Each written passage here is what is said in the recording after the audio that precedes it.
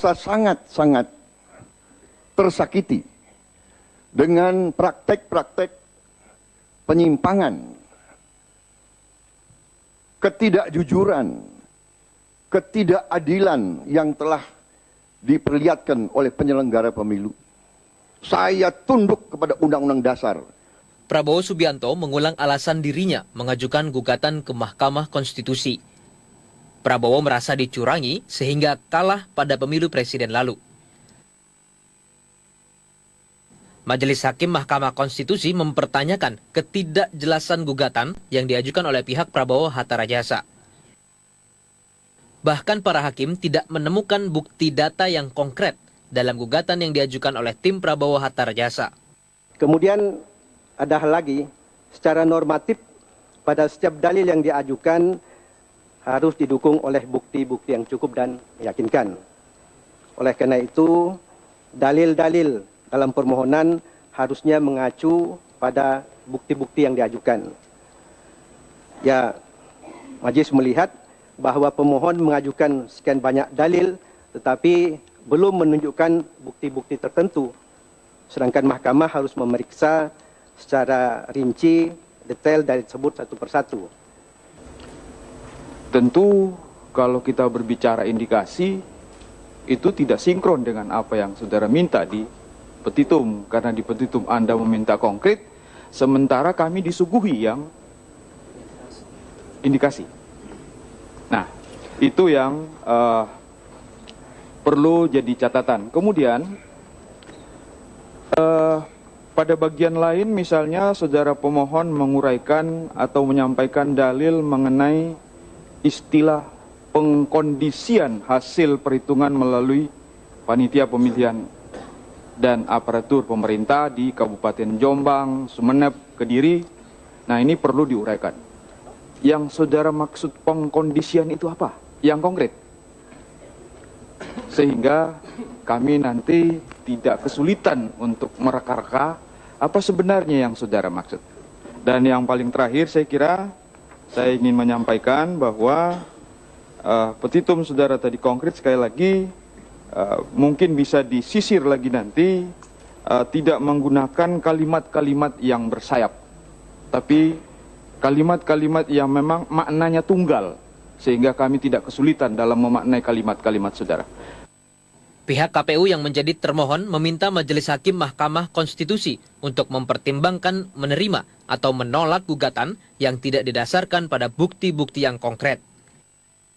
Majelis Hakim MK memberikan waktu 1 kali 24 jam bagi pihak pemohon, yakni pihak Prabowo Hatta Rajasa, untuk mengajukan perbaikan gugatan. Ferry Prihardi, Cahya Sunandar, Metro TV.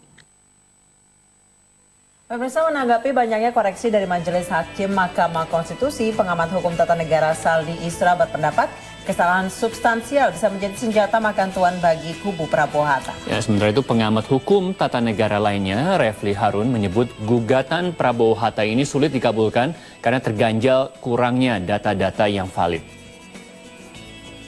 Kan mempermasalahkan suara, penghitungan suara ya, berkali-kali saya katakan, tetapi dalam penghitungan suara tersebut tidak didukung oleh elaborasi yang meyakinkan. Jadi kalau tidak bisa dimengerti, itu bisa dimaknai bahwa permohonan itu tidak jelas, obscure legal istilahnya, dan itu kan bisa menimbulkan banyak perdebatan soal permohonan itu. Ya, memang banyak sekali hal-hal yang sifatnya asumtif ya, hal-hal yang sebenarnya tidak bisa diverifikasi apakah itu sebuah kecurangan atau bukan. Jadi kalau dalilnya misalnya mengatakan bahwa orang menggunakan KTP terlalu banyak, itu kan tidak bisa dibuktikan. Orang menggunakan KTP kan belum tentu juga pilih Jokowi JK kan semuanya. Karena itu saya kira tantangan berat bagi Prabowo Hatta untuk memperbaiki permohonan ini dari sisi electoral proses, dari segi proses pemilu. Tapi kalau kesalahan yang sudah sangat substansial, itu nanti kan bisa menjadi alasan bagi hakim untuk mempersoalkan lebih dalam kenapa muncul kesalahan-kesalahan mendasar. Saya melihat memang permohonan ini lebih besar di dramanya, ya. Nah, memang kemarin tim advokat Prabowo Hatta telah menyerahkan revisi. Hari ini juga mereka menyerahkan revisi berkas permohonan sidang perselisihan hasil pemilihan umum dan sejumlah perbaikan juga telah dilakukan. Dan untuk informasi selengkapnya kita telah bergabung dengan Yasir Nenama langsung dari Gedung MK Jakarta Pusat. Yasir, apa saja yang menjadi fokus perbaikan dari tim Prabowo Hatta?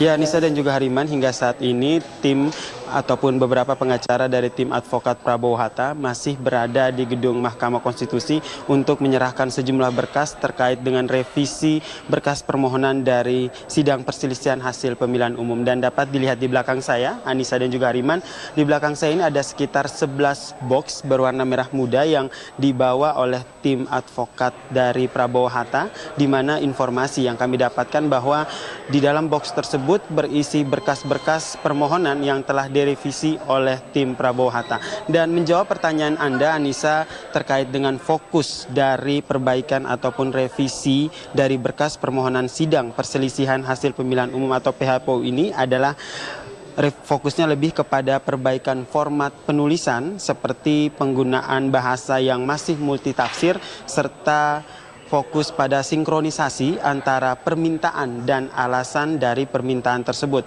Dan semua itu telah diperbaiki oleh tim advokat dari Prabowo Hatta ini. Dan tadi kami juga sempat menyampaikan atau kami sempat menanyakan kepada tim Prabowo Hatta dan menyatakan bahwa perbaikan tersebut tidak ada objek perkara baru ataupun objek perkara baru yang ditambahkan dalam berkas perkara tersebut, namun lebih kepada menambahkan volume ataupun bukti-bukti baru terhadap berkas perkara yang telah mereka ajukan. Dan berkas perkara pun dari 147 halaman menjadi 196 halaman dengan sekitar 76 jenis perkara yang diajukan dan mengajukan sekitar 2.000 saksi. Lalu seperti apa tanggapan dari tim advokat terkait dengan revisi dan jelang sidang besok? Berikut pernyataannya. 100% siap. 1.000. Ada sekitar 2.000 saksi yang ada sudah kami hadirkan di Jakarta. Dari Sabang sampai Merauke. Sesuai dengan TPS yang tercantum. Dan setelah menyerahkan berkas perkara yang telah direvisi, rencananya tim dari advokat Prabowo Hatta ini pun akan meninggalkan gedung Mahkamah Konstitusi ini untuk menyiapkan untuk persiapan sidang lanjutan dari gugatan hasil pemilihan presiden esok hari. Hariman dan Anissa kembali.